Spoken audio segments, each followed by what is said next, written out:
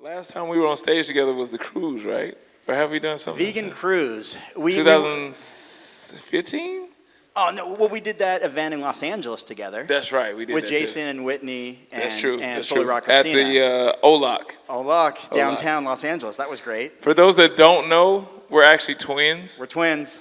And I do mean that because our birthdays are the same day.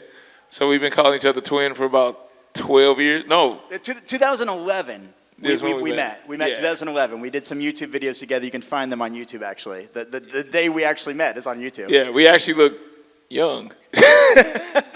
Yeah. Before I had the white in my beard. Before I had a beard at all. Yeah, exactly. So, first of all, how's everybody doing today? Come on now. And how's everyone on this side of the room doing? Yeah. we got them participating. Come on now. This is Robert Cheeke. He's going to bring a lot of energy, so we need some energy. So how y'all doing today? There we go. Right, there we go. So let me introduce my good friend and twin, Robert Cheeke. Thank you. He has been vegan since 1995. He is the author of 5 books, including the New York Times bestseller, The Plant-Based Athlete. As a champion runner and bodybuilder, he has experience and as an endurance athlete and strength athlete, and has been writing about building your body on a plant-based diet for more than 25 years. He lives in Fort Collins, Colorado, with his wife and his 2 plant-based pups. Thank you, and welcome, Robert Cheeke. Thank you, John. Yes, sir. All right, thank you so much. Give it up for John Lewis, everybody. The badass vegan. All right, get on out of here. No, John is, we call each other twin. He is one of my very good buddies. We've been touring together really for the last 10 years. In fact, he joined me with Vegan Strong this year for some events in Los Angeles, actually just 2 months ago. So always great to see John. And great to see all of you, although I can see about 3 of you. Not because there are 3 of you here, for anyone tuning in online, but because the lights are coming down right on me. So we'll do some Q&A at the end where I'll actually be able to see you when you come down to the front. But first and foremost, I want to thank all of you for being here. I think I speak for many of us when I say, wow, it's good to be back, isn't it? I mean, I've been touring for 17 years, and to take a couple years off from spreading a message in person, talking to people, shaking hands, posing for photos, hugging people, doing selfies, signing books in person, answering questions, talking to people. It feels really good to be back out there. And this is my first VegFest that I've spoken at this entire year. I attended a few in California and Colorado before this, but and a few other speaking things that I've done in recent weeks and months at fitness events. But my first VegFest. So thank you for having me, South Bend. It is so good to be here. And I also want to ask you a question that's relevant to today's talk, which is, largely about building your body on a plant-based diet. I want to ask you, why are you here? Like, why bother to come today? You could be anywhere doing anything, but you chose to spend your afternoon here at VegFest and here with me, which I really appreciate that. And my question is why, and what you hope to get out of this experience. Not just this talk today. I heard someone throw out the word knowledge out there. Hopefully I can share some of that from my 27 years as a plant-based athlete. But ask yourself why you're here and what a plant-based diet or vegan lifestyle means to you. Because answering that question is what has helped me and enabled me and empower me to do this for 27 years. To be a champion endurance runner and run in college and become plant-based before the internet was a thing. And to embrace a sport of bodybuilding that I would participate in for a decade and film a documentary about and write books about and travel around the world and talk about. I always answered my own question, why? Which I'm going to start by talking about briefly today. Some of you may be completely unfamiliar with me, and I'm pleased about that. I get the chance to meet you and talk to you and share some things with you. So I'd like to take you back in time. As you can imagine, probably the most common question, besides where I get my protein, that I get when I'm out at my table out there at my Vegan Strong booth is Robert, why did you become vegan in the first place? You know, especially back in the 1990s. Why would you do that? Well, my answer is an interesting story. I grew up on a farm in Western Oregon, and I come from the parents who worked in the animal science department at Oregon State University. In fact, my father is a world-renowned expert in teaching college students how to raise animals for food. He has spoken in 6 continents and written somewhere around 15 textbooks, and has been, throughout his time as a professor at Oregon State University, a world leader, particularly in rabbit research, teaching populations around the world how to raise rabbits for food, but also many other animals. And then, of course, you know, his oldest son becomes vegan, and that was an interesting experience. And so that's the background that I come from. I grew up on a farm. I raised farm animals. I raised dairy cows, chickens, rabbits, many other animals that I built a friendship with, really. You know, they were pets of mine, much like a dog or a cat might be for many people here. But for me, you know, I lived on a farm, and so I lived next to a dairy, and there was another dairy down the road, and in Western Oregon where I lived, all the properties were farms. That's just what it was. And so I had different types of pets. I had, like, you know, cows that had first names and would follow me around. And then I would show them in 4-H and then sell them at the auction and have them turned into someone else's meal. And that was my friend who trusted me, who gave me their trust and followed me around and knew me as some sort of steward for them and someone who presumably had their best interest in mind, and then I sent them off to be turned into food. And once I made that realization, 15 years old, I decided that wasn't probably the best thing that I could do for them. In fact, maybe it was one of the worst things that I could do for them, especially breaking that trust. But the problem is, and some of you may know this from some of my books, right before high school, I was in 8th grade, 14 years old, I weighed 89.25 pounds. I still have my medical chart that reveals that. I was always a pretty small guy. And I grew up in the 80s watching He-Man and Captain Planet and pro wrestling and wanted to get bigger and stronger. So I was at a crossroads. I was getting into animal rights and veganism in the mid-90s in an agriculture community in Western Oregon, while still watching commercials about milk does a body good and drinking as much as possible and eating as many animals as possible, realizing or thinking or believing that that was the only path. And I'd be remiss to fail to mention my older sister was actually the catalyst here in this whole thing. She became vegan before me as a young person, maybe 10 or 12 years old. By the time we were in high school, she organized an animal rights week at our school, which I participated in, which is where I got the awareness of what I was doing, raising animals and selling them at the auction, that maybe wasn't in the best interest of the animals. And so she was my role model. Like, she got me started. And so I asked her, I said, Tanya, you know, I get it. I get that all animals have the same, like ourselves as animals, we all share the same desire to live a life free of fear, pain, and suffering.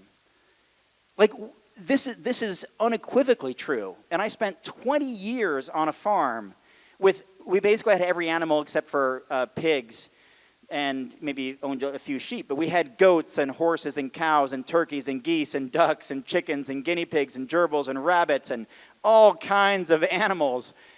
And this was true. This is true, that all animals do want to live their lives free of fear, pain, and suffering. But I also had a hard time squaring that with my own personal goals, my own ego-driven desire to be bigger and stronger and maybe eventually be an athlete or an elite athlete, a professional athlete someday. And so I asked my sister, like, can't I just keep drinking milk and eating a bunch of meat and all of that, and then, I'm only 15. Once I get bigger, then I can stop eating animals and live more in alignment with this new moral or ethical value system that I adopted overnight. And she said, listen, Robert, at the end of the day, what you need are vitamins, minerals, protein, amino acids, essential fats, and all these types of things. Not meat, milk, and eggs. Those are just some of the things they're commonly associated with, largely because they do contain large amounts of those things. They often contain a lot of extra baggage as well: dietary cholesterol, saturated fat, the factory farming of animals that don't want to be farmed and don't want to be killed, the massive use of resources that it takes, land and water and feed, and growing particular monocrops, and having to clear cut things like rainforests, and having to create these large factory farms and feedlots, and all the labor and everything involved in the feeding, housing, slaughtering, processing, refrigerating, freezing, transportation. There's a lot of resources involved in this when we have 800 million people around the world without access to food.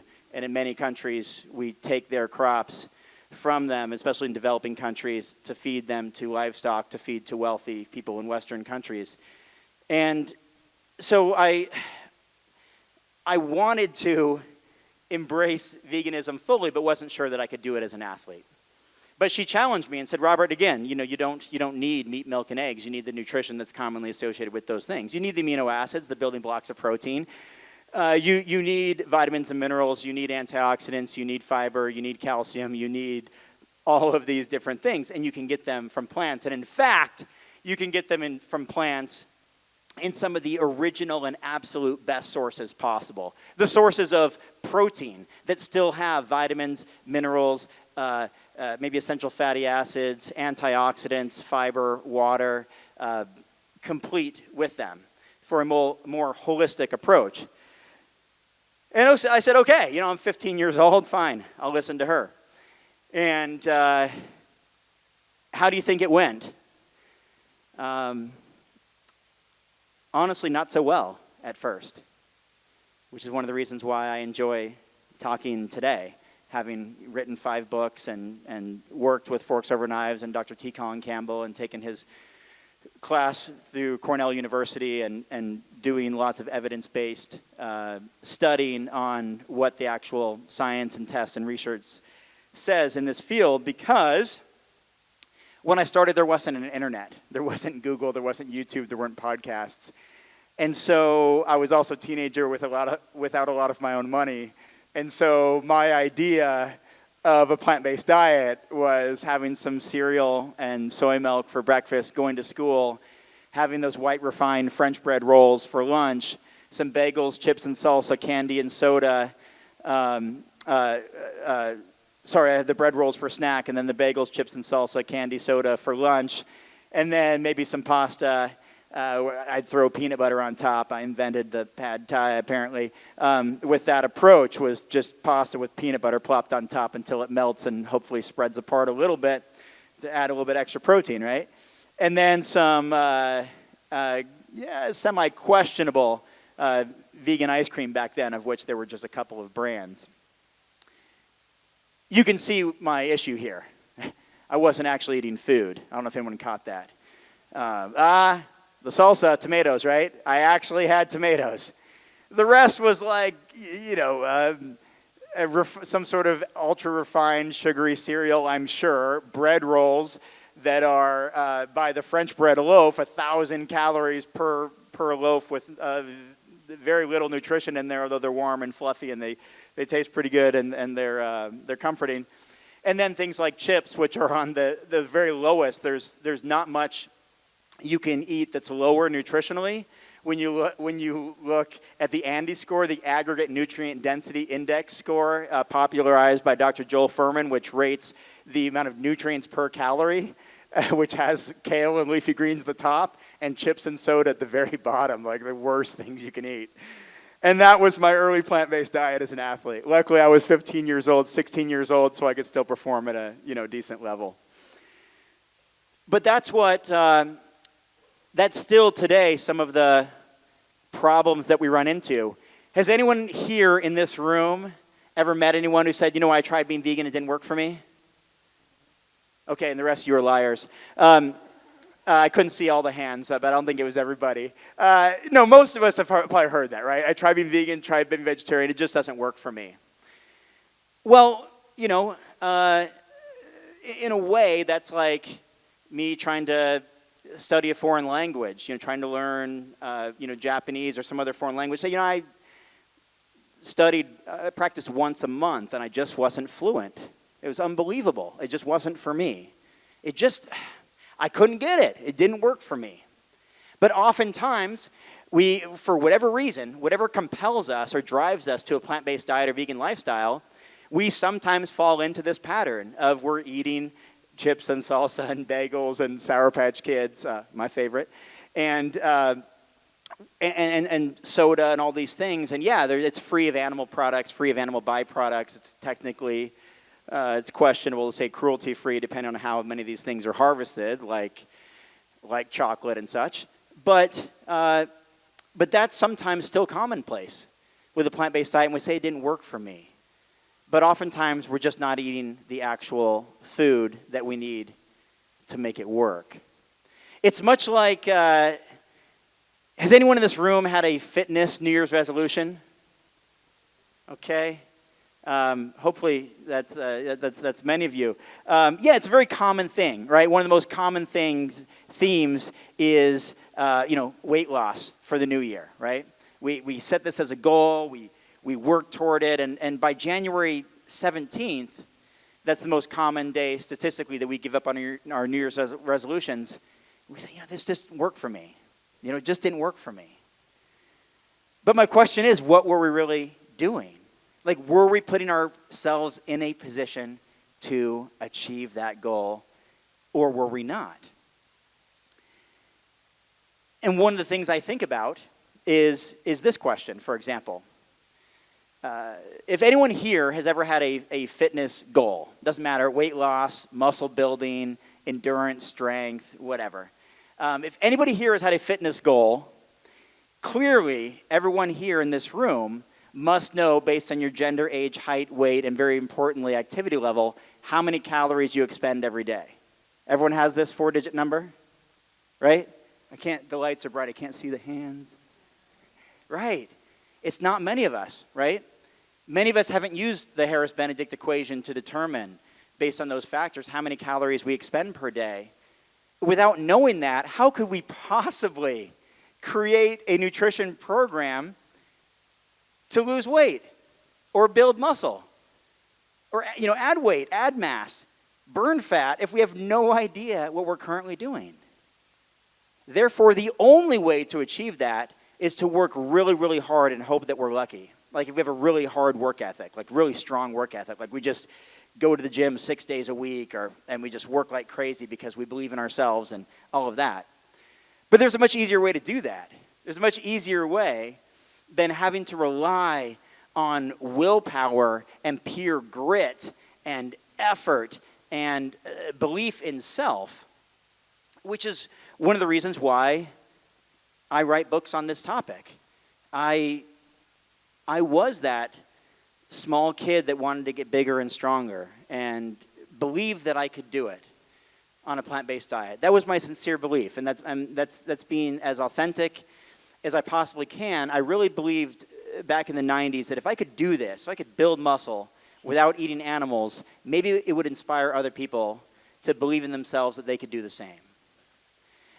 And sure enough, I worked at it, and I worked at it, and I worked at it, and I found some programs to follow, I found some guidance, I found some solutions, and I became vegan weighing 120 pounds. And right before I was on the Rich Roll podcast last year, I was 220 pounds. I'd put on 100 pounds. Most of that was in the first 7 years. I put on 75 pounds, became a champion vegan bodybuilder, and had a 10-year bodybuilding career in a sport that I had no business being in. I was a college long-distance runner. I was a cross-country runner. It was laughable that I would have any aspirations of being a bodybuilder. But I understood the process, and if I applied myself and showed up and developed consistent patterns, that I absolutely could. And that's one of the things that I like to talk about and communicate, because many of us have particular goals. We have weight loss goals. We have muscle gain goals. We have health goals that are tied into fitness. Many of us will never achieve them because we don't put ourselves in a position to do so, much like practicing learning a foreign language, once a month is not going to make you fluent. You're just not going to adapt.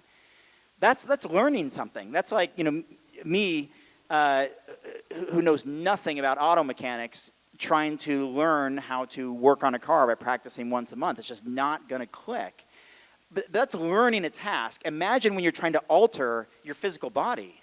Like you're trying to burn fat, you're trying to build muscle, you're trying to increase your cardiovascular strength and endurance. That takes a physical commitment, not just an intellectual or mental commitment to learning something. It takes practical application, what Rich Roll and I and many others like to describe as showing up. And so to save a lot of people time and provide shortcuts, I write, as many of you probably have seen in my books, I talk a lot about the Harris-Benedict equation, which is looking at your gender, age, height, weight, and very importantly, activity level, and being transparent about that. Like, what are we actually really doing to understand how many calories we're really expending, and then using something like MyFitnessPal or Chronometer to document calorie consumption for a period of time. And I'm suggesting, by the way, ladies and gentlemen, we do this for about a week or so. I'm not saying we count calories the rest of our life. I would be bored out of my mind doing that. The idea is that we come to some sort of understanding about what we're really doing. So, for example, here's a scenario. I'm sure many of you are familiar with such scenarios. If your goal is weight loss, for example, and you use the Harris-Benedict equation, find out how many calories you expend, you track it through MyFitnessPal, how many you're consuming. Let's say that in order to lose weight, you've got to consume like 2,000 calories per day or something like that. But when you actually document your real food intake and it's closer to 3,000 calories per day, are you going to be in a position to lose weight? Probably not. It's just not scientifically going to work out. Much like trying to build muscle and put on weight and put on mass. I struggled with that for a long time. When I was transitioning from runner to bodybuilder, I tried. I believed in myself. I had a strong work ethic. I wanted it. I really wanted it. I wanted to make maybe even a career out of it, which I've been fortunate to do, but it wasn't working very, very well. Because at the time, I was expending way more calories than I was actually consuming. Was I in a position to build muscle? Of course not. And so I had to identify that. And once I identified that, as many bodybuilders and strength athletes do, then you have this incredible control over your outcome, which is, I think, one of the most powerful things that we can do. Like if we're frustrated and struggle with things like fitness goals or New Year's resolution goals, which come around, once a year, and want to be able to actually have control over that, it's really, really empowering to understand the relationship between calories consumed, calories expended, and then the types of calories. So that is one thing. It is a little bit of homework, but I don't find it to be tedious, actually. I find it to be eye-opening and enlightening.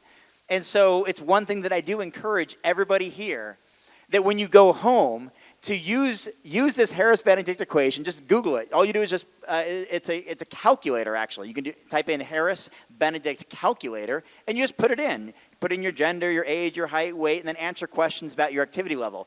Are you not very active? Are you moderately active? And it gives you examples, like do you exercise 3 times a week or 4 or 6 times a week? What type of rigorous effort are you putting in?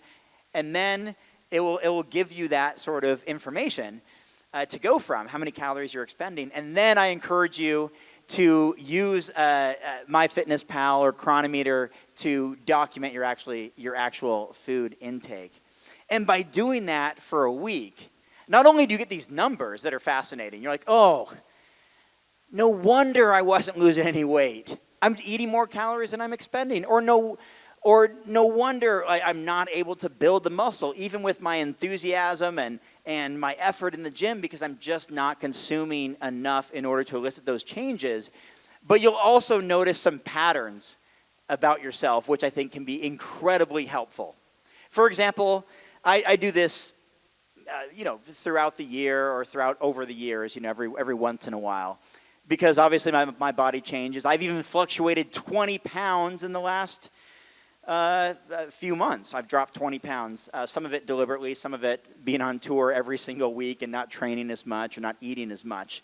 And we're always a byproduct of our behavior, of what we do. But one of these times I was documenting what I was consuming every day for a week or so, or maybe even a few weeks, because I was incorporating it into a book. So I guess I recorded it for 6 weeks. And I was living out in Arizona. I was living out in the desert in Phoenix. And it was revealed to me that I was on average only consuming about 39 ounces of water a day. I mean, just a small amount. And it's amazing I managed, because I used to hike for hours out in the desert and get a lot of exercise that way.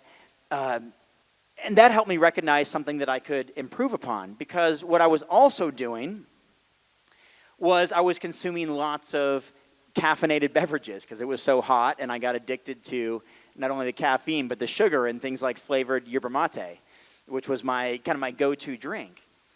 And so here I realized, water, which is one of the most important things we can possibly consume, especially as athletes and in warm temperatures or when we're very active, I was grossly under-consuming it, but I was trying to make up for that by being addicted to caffeine and sugar, so that impacted my sleep with the extra caffeine, and the sugar impacted my ability to burn fat because I was taking on lots of extra sugar.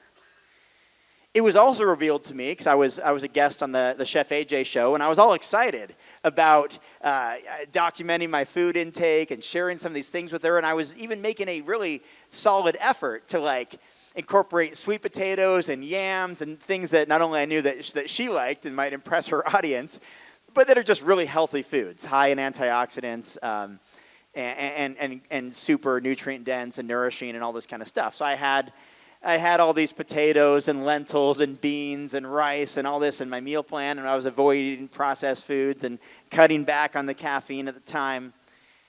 And she said, "Robert, that's great. Thanks for sharing. But where are the green vegetables?" I thought, oh, man, I tried so hard. I tried so hard to focus on all these foods, especially the bodybuilding foods, like the lentils and the beans and the rice and potatoes and yams and all this stuff. And I was missing, in large quantities, the most nutrient-dense foods on the planet that have the highest ANDI score, the aggregate nutrient density index score, which are leafy green vegetables. Kale, Swiss chard, spinach, these types of foods. They're low in calories, but provide the most nutrients per calorie possible. And I was missing them because of preferences, because of habits, because of behaviors, and all of those things. And so, even though I had already written a bunch of books on this subject and I'd been a champion athlete and I knew this stuff, it was a reminder that that's right, I need to alter my behavior and my habits in order to improve my diet and improve my fitness results, which I did. And that was simply as a result of auditing my own behavior. And I'm happy to say that caffeine is probably the most, some people say abused drug or used drug or whatever. Tea and coffee are the two most common beverages consumed throughout the world besides water, and they have some great benefits. And the blue zones and many others have some great things to say about them. But it can also be something that you can get carried away with.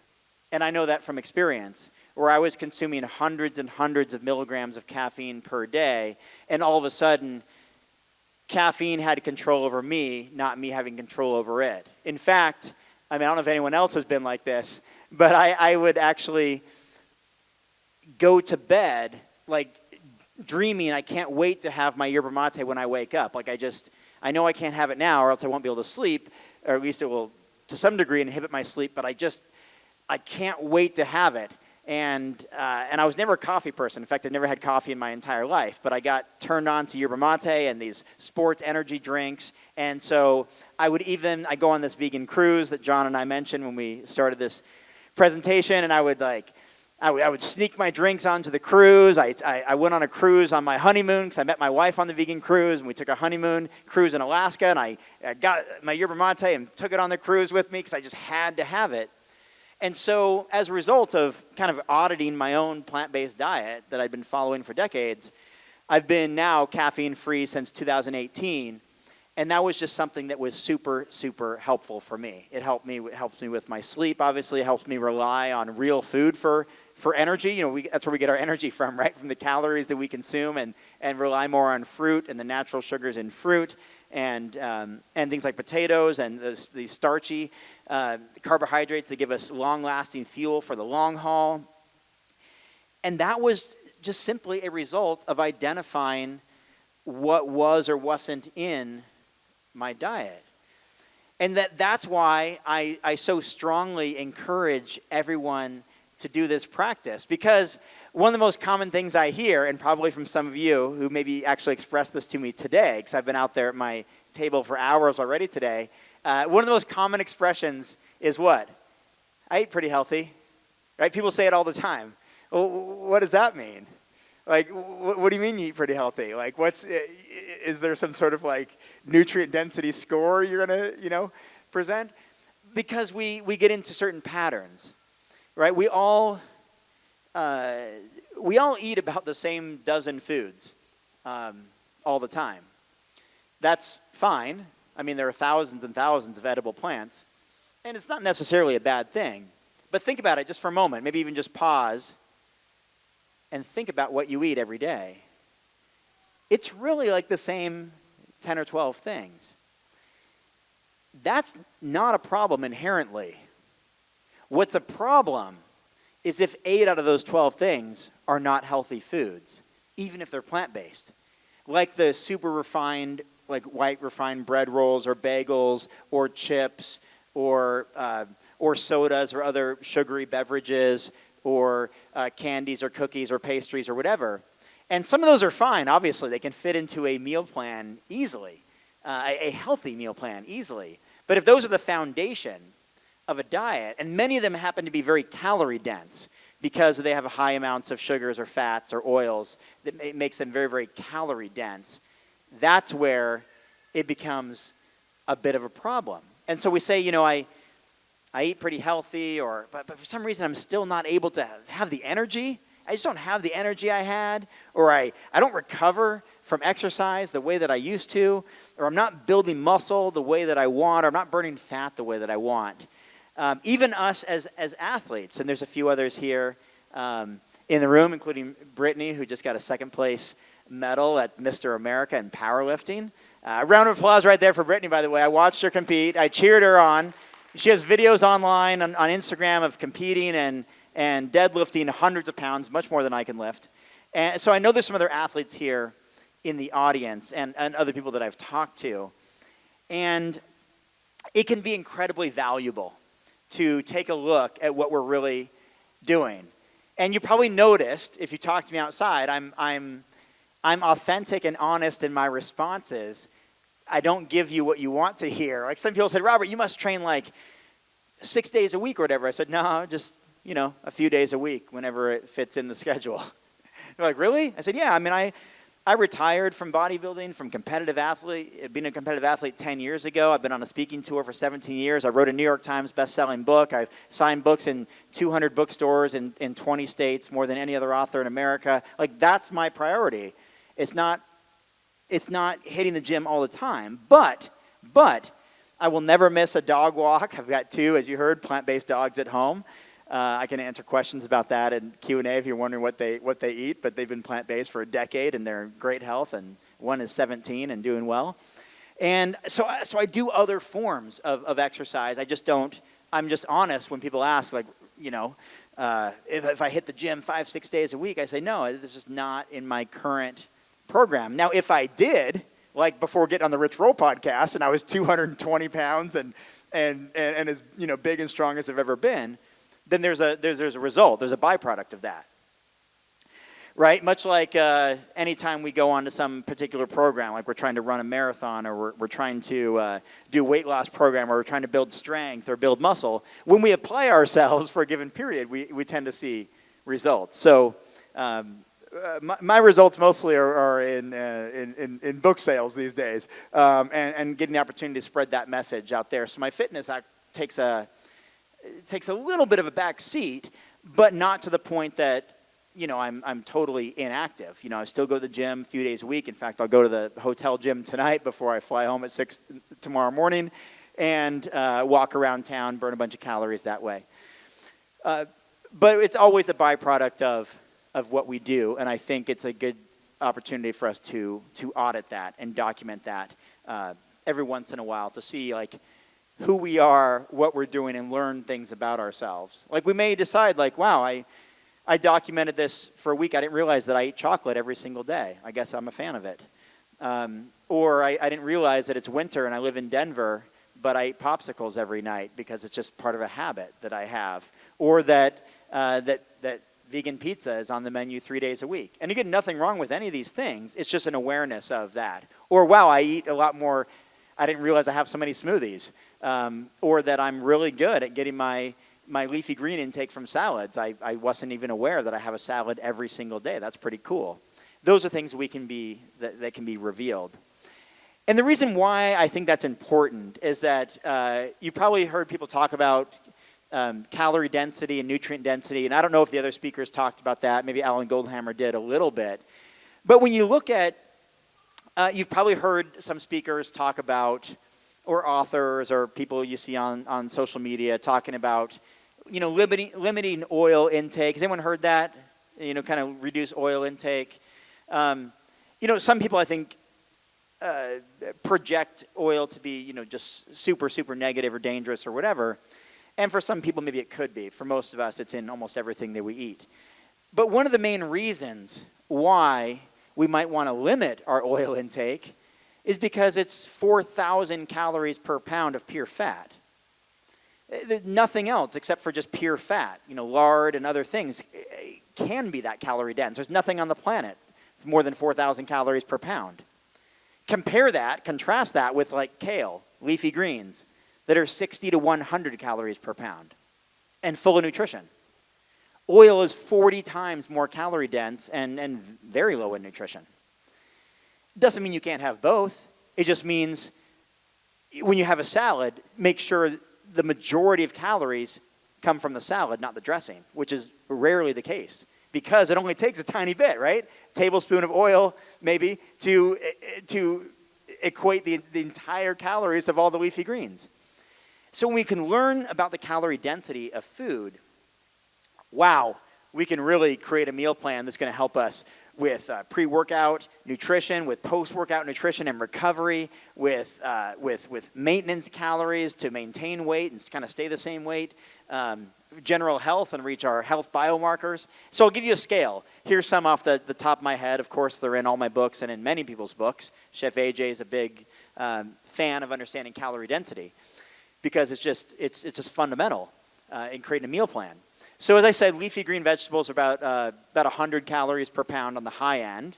Most other vegetables, cruciferous vegetables, broccoli, cauliflower, carrots, these types of things, are about 200 calories per pound. Fruits, my favorite food, tend to be, avocado is going to stand out, of course, but like most fruits, berries, strawberries, citrus melons, whatever, stone fruit will be about 300 calories per pound, okay? You get into potatoes, rice, yams, quinoa, beans, legumes of most types. you get into kind of the 350 to 500 calories per pound. That's why potatoes are more filling than romaine lettuce. Right? I mean, that's just as simple as that. That's why even rice is more filling than broccoli. The calorie density is twice as much for rice as it is for broccoli. Okay? And then you get into meats. Most meats tend to be about 1,000 calories per pound, but of course we usually don't eat meat on its own. It's usually covered in oil, which is 4,000 calories a pound, often with a bread bun, which is in the processed kind of junk food category at 2,300 calories per pound, and so it adds up. But back to meat, so most meats are around 1,000 calories per pound and can kind of go up from there, depending on the type. And then, as I alluded to, junk foods, processed foods, packaged foods, the chips and cookies and pastries and all that kind of stuff, plant-based or not, tends to be about 2,300 calories per pound. So now about 23 times the calorie density of leafy greens and 12 times the calorie density of most vegetables, which is where our nutrition comes from. And then you get up to, this is a tricky one, then you get up to plant-based nuts and seeds, 2,800 calories per pound. Some of the most calorie-dense foods on the planet. That's why you don't base your meal, your plate, the foundation isn't sesame seeds, right? It's something else, and sesame seeds are on top of your tofu or your noodles, your broccoli or your, beans, rice, whatever dish it is, whatever international cuisine or whatever you have. That's why, and then you get up to oil and all pure fats, butter, lard, whatever, 4,000 calories per pound. And don't forget that those foods are on so many other foods, right? We put oil, we put fat on so many other foods, which is what makes, I don't know, a burger or something like that, plant-based or not, quite calorie dense, because you're looking at whether it's 1,000 calories per pound for the meat patty or maybe a little bit less for the plant-based patty. It's coming with the bun, it's coming with sauces, it's coming with oils, coming with maybe a cheese, a vegan cheese, which may be coconut or tapioca based or something else based, cashew based, whatever. A lot of calories in that kind of stuff. And so just having that awareness is really, really helpful, because, I've been living in this plant-based fitness world for more than 25 years now. And I talk to people all the time. I was just giving a talk. I was on tour with Mr. America. I was giving a keynote talk at a vegan fitness retreat with the Vegan Superhero Academy in Pennsylvania, which was pretty awesome. A couple weeks before that, and I was speaking at a fitness expo in Ocean City, New Jersey, before that. And I talk to people all the time. And what I found is that if we just understood some of these things, the calorie density and the nutrient density, which again I mentioned as that Andy score, we have so much control over how we feel and our ability to burn fat, build muscle, and maintain healthy biomarkers. And that's one of the most important things we can ask for, right? I mean, there's so many things we strive for in our lives. But our own personal health is something I think we underappreciate until it really matters to us, right? We pursue, I don't know, oftentimes for many of us, we pursue money or finances or financial freedom or material possessions, and that tends to be our mindset in a very material-based capitalistic society. But I can tell you, I'm not the only person in this room who's lost a loved one recently based on diet and lifestyle choices. And I'm sure we all know this, that there's nothing more they would like than their health back, right? Diet and lifestyle choices can be quite literally a matter of life or death. We see this all the time, and we have the evidence-based research to show that. We have the Adventist Health Study, 65 years, 96,000 participants in this study that show a plant-based diet leads to longevity, adding years to lives for men and women alike. And there's many such studies that show that if we reduce different things. Reduce our saturated fat content from animal-based foods. We reduce our carcinogen content from animal-based foods, class 1 or class 2A carcinogens from deli meats and processed meats and sausages and hot dogs. And we reduce our dietary cholesterol intake and all these other things that come from an animal protein-based diet, that we increase our odds of extending our longevity. Like this is unequivocally clear at this point. And many scientific studies to show that. And also, it also makes fundamental sense. I mean, you look at the American diet. We have 73.6% of Americans who are overweight, 42.5% of Americans are obese. That's absolutely not to body shame anyone. It's to sound the alarm that there means there's usually something else going on here. There's usually type 2 diabetes is around the corner, or 1 in 2 of us will develop some type of cancer, or we're going to have some sort of obesity-related disease. And I can tell you that I've been talking about this for a long time, and boy, did it really hit home a year ago when my best friend, age 41, died from COVID. A friend I'd known for over 30 years. I went to middle school with, high school with, college with, worked together. I'm the godparent for his 3 kids. I was the best man in his wedding. He was in my wedding. And we did a lot together. And he had some pre-existing conditions. He was overweight. He was obese, not just overweight, but he was obese. Had a very poor animal-based diet, regardless of me giving him all my books and signing all my books for him, and giving him Forks Over Knives when that first came out a decade ago, and trying to encourage him. He did have diabetes and was obese and had some pre-existing conditions. And one of his kids brought COVID home to the house, and he was at the same time, very unfortunately, he injured his back, and so he was stuck at home, and so he was unfortunately quarantined with somebody with COVID, and you know, it took his life 10 days later. And I talked to him on Wednesday, and he passed on Friday. And you know, and now, you know, his oldest son just turned 18. You know, I go home for their birthdays back to Oregon, where I'm from. I go to their, you know, for their graduations, you know, and try to, like, you know, be there for the family. And it's really powerful now because, you know, his oldest son, Ryan, reached out to me just recently. I was actually on tour somewhere. I can't remember where I was, but he reached out to me and asked me about, you know, exercise and health questions. And they were very, it was kind of cute because they were so, like, innocent questions. He's like, you know, they call me uncle because I've basically been part of the family, you know, and so they call me uncle, even though I'm not really their uncle, of course, but I've known them since before they were born. And so here's this 18-year-old, you know, calling Uncle Robert and says, I hear like that almonds are good. Like that was like his comment.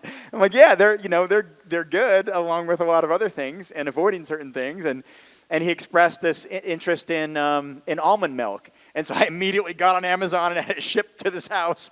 You know, I'm trying to do whatever I can because their father, my best friend for years, who I talked to every single week, he had an understanding that milk was essential. And that animal protein was essential, and that even when the kids were real little, if I would babysit back when I still lived in Oregon, it was frozen, you know, chicken nuggets and stuff for dinner. Like that's what I was assigned to, you know, provide. And I tried to talk to him, and I tried to provide some resources and all of that.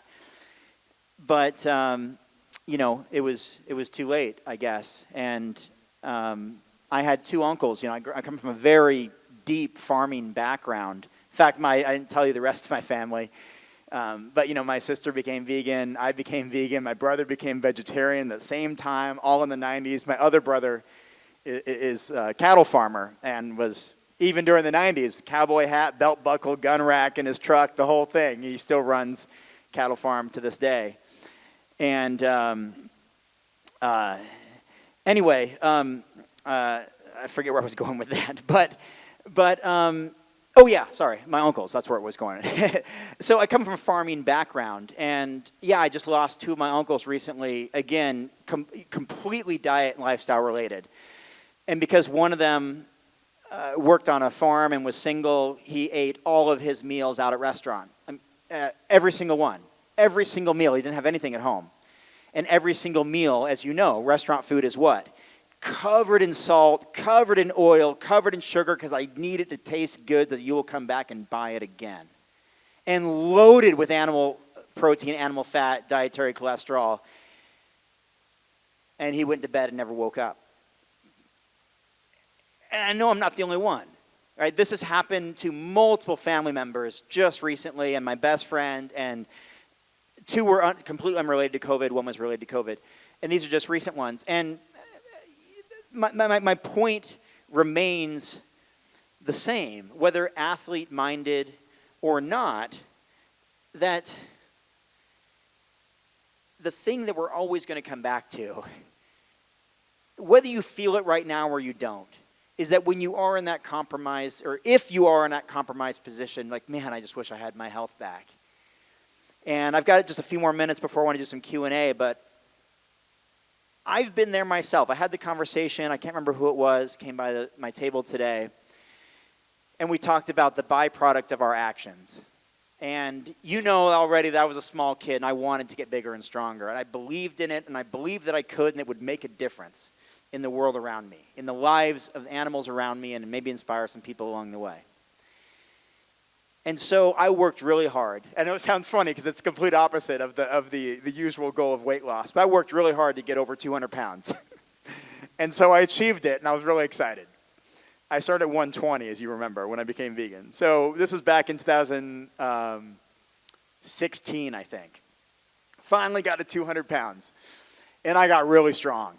I mean, for a plant-based vegan guy who used to be a runner, and I was leg pressing 1,000 pounds. I was using 120-pound dumbbells in each hand, pressing over my head. Brittany, you know, these are heavy weights, right? I was shoulder pressing 100-pound dumbbells, like free weight exercises, decline bench pressing 330 pounds. That was a lot for me. I was never very strong. I got really strong, and then I hurt my back really badly. I had limited movement of my limbs, lower and upper limbs, nerve damage, struggled to get dressed for, for months. Just things like putting socks on, shoes on. My girlfriend, now wife, but my girlfriend at the time had to help me with that kind of stuff. It was the first time, I think, in my entire life I'd actually was depressed. I mean, I've been athletic since I could walk, right? I was the fastest runner in school. I ran in college. I was just on the #1 team in the state in soccer and all this stuff. I was a pretty good athlete. So that's why, even though it was a complete transition from running to bodybuilding, I still became a champion bodybuilder because athletics was just part of my background. So I worked so hard to get to be 200 pounds. Then I hurt my back, probably lifting some very heavy weight. But I was so committed. I worked so hard that I wanted to maintain it. So I kept eating like crazy. But I wasn't exercising. I couldn't even pick up my 10-pound dog. Couldn't do it. Even if there was a car coming in a crosswalk, I couldn't get the nerves to work. I just couldn't do it. It wasn't possible. I tried sometimes.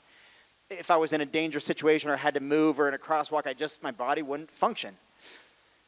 And all of a sudden, I was that 120-pound, and then the 135-pound college runner. And now all of a sudden, I was well over 200 pounds and classified as obese. Like, not overweight. I was obese. You can't find a lot of those photos online, but I have them. I hid out for 6 months. For 5 months, I couldn't move very well.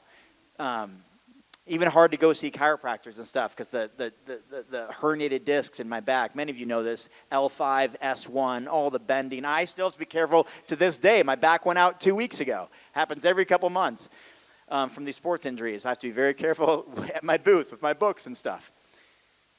What happened? It was a byproduct of my behavior. I was eating 4 frozen burritos a day, all kinds. I was writing a book, too. Ironically, a book about burning fat and building muscle. I wrote Shred It during that time. But I would just sit in a room all day. My wife would bring meals to me, or I'd heat something up in the microwave. And I actually became obese in a short amount of time as a byproduct of the mentality of, it took me so long to build this mass, and I want to keep it even though I'm not exercising. And so all that extra weight just became fat, not muscle.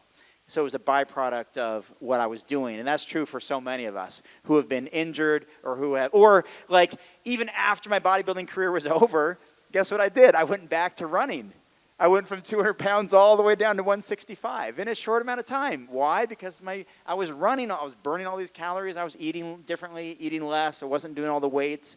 I was letting muscle and fat go, and I even set a course record in this 3-hour timed race that I think still stands today. Even after a decade of bodybuilding, because it was a byproduct of what I was doing. So as we run low on time here, it's 3:15, right? I want to encourage you to be aware of what you're doing, because like when I hurt my back and when I was eating poorly, I wanted my health back, right? When I talked to my friend on his final days, he wanted his health back, but it was too late and COVID was taking him. Like it was actively taking him. He was in such bad shape with a weak voice, the way he described what he was going through.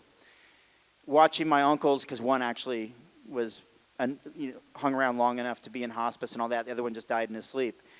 But watching them deteriorate at relatively young ages from a diet of only processed animal foods and other foods that go with those at restaurants and alcohol and other things, they wanted their health back, right?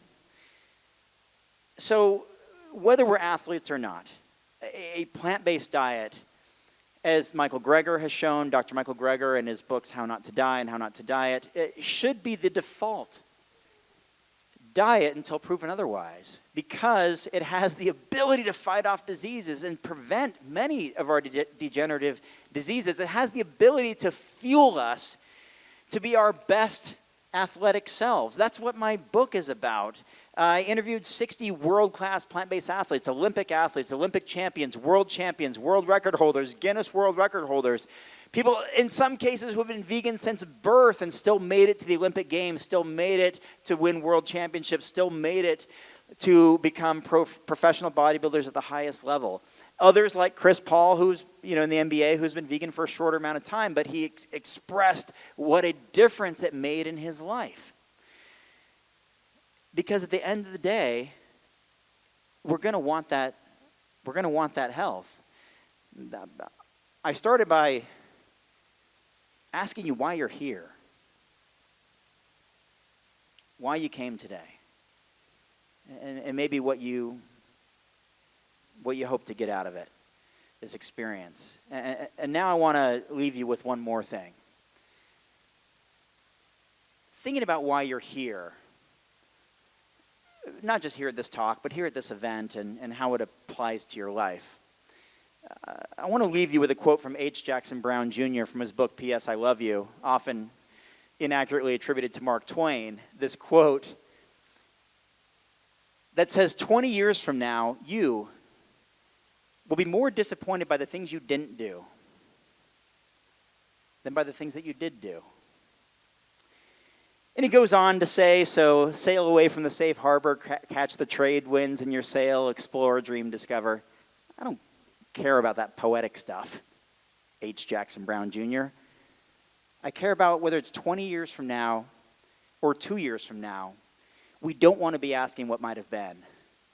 Like, man, I had the opportunity and learned about all kinds of nutrient density and calorie density from this incredibly handsome blonde guy in a green shirt, and I just didn't apply it. Or, I listened to Dr. Goldhammer, I listened to these great doctors or authors who've been doing this for decades, and they gave me some information that could be life-changing, but I didn't do anything with it. And so many times, we do look back, and I'm doing it right now, with my best friend who passed, say, man, what might have been if I just, I don't know, maybe could have led with a different type of example or something. But, you can't change that. You can't change other people. What we can do is change ourselves. And if any kind of change is something that we desire, it starts with how we spend the 1,440 minutes we have every day. It starts with what we do today. Because what you do today compounds, impacts what you do tomorrow, and the next day, and the next week, and 5 years from now. And honestly, I have no business being here. I had no business being a bodybuilder or a New York Times bestselling author. But I was able to connect the dots at a young age. I realized that if I do this, yeah, I'm the skinny kid in the gym lifting little weights. Yeah, you may laugh today, you know, but not 7 years from now, you know, not in the future, because this is how adaptation works. You don't run a marathon tomorrow. If you've never done it before, you practice and it compounds and you get better at it. You adapt and you improve, and all of a sudden, change takes place and takes hold, and you're able to do things maybe you never thought you'd do, or you did think that you would do but wondered how you'd do it. And so once again, 20 years from now, you'll be more disappointed by the things you didn't do, the actions you didn't take, challenges you didn't accept, the dreams you didn't pursue. Be more disappointed by the things you didn't do than by the ones you did do. So I do encourage you to discover what area of plant-based health and fitness inspires you. It could be anything. It could be dance. It could be frisbee. It could be a team sport. It could be pickleball, one of my new favorites. It could be anything. It doesn't have to be lifting weights. It doesn't have to be going hiking. But it can be anything. And I encourage you to discover what that is. Discover the fun in fitness and in healthy food, and to live your best life. And I thank you for being here. I appreciate it.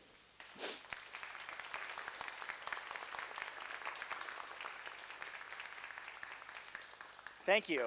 Thank you. I think I technically have 12 minutes. I want to double check for Q&A. Yeah, I think. Or am I overtime? No, I'm overtime. Hold on. Oh, shoot. Oh, no, Dan's at 3:30. Okay. I mean, yeah, so we're about. Here's the deal. How about if there are one or two questions, I'll take it down here in front with Dave. And otherwise, I have a table like literally right out front where I'm going to be there the rest of the day signing books. I've got books for $20. You can get them signed. You take a photo for social media. We'll have fun with it. I've got a few other things and tons of literature, free things in my booth as well, stickers and that kind of fun stuff. I do want to, I know Dan's up in 12 minutes. I want to be respectful of that. So we'll just do one or two questions, and I'll try to be brief in my responses, if there are those questions. And please come down here where Dave is. It's hard to see, hands raised, and he's got the microphone. And if there aren't any questions, I certainly I want to thank Michelle and the Michiana VegFest for inviting me to be here. I know it's been years in the making, and it's been very, very enjoyable, and I've had a good time getting to meet people and talk to people. And I do encourage you to come by my Vegan Strong booth just around the corner and grab some free literature, stickers, coupons, and grab a book if you like. Dave, you're not very busy right now. I guess I answered everything. Did I answer everything? Oh, we got a question right here. And then Dan's up in Okay. Okay, we'll just do one question, then I got to clear the stage for Dan.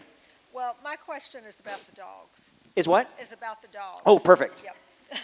Yeah, so real quickly, because it does come up, I do have 2 plant-based dogs. I think a plant-based diet is beautiful for dogs for the same reason it is for us, for reducing inflammation and avoiding the carcinogens and avoiding the foods that cause inflammation and all of that. So I answered this at my booth for some people. We've had plant-based dogs for over 10 years. We use Evolution brand wet dog food, very nutrient dense, designed for plant-based animals.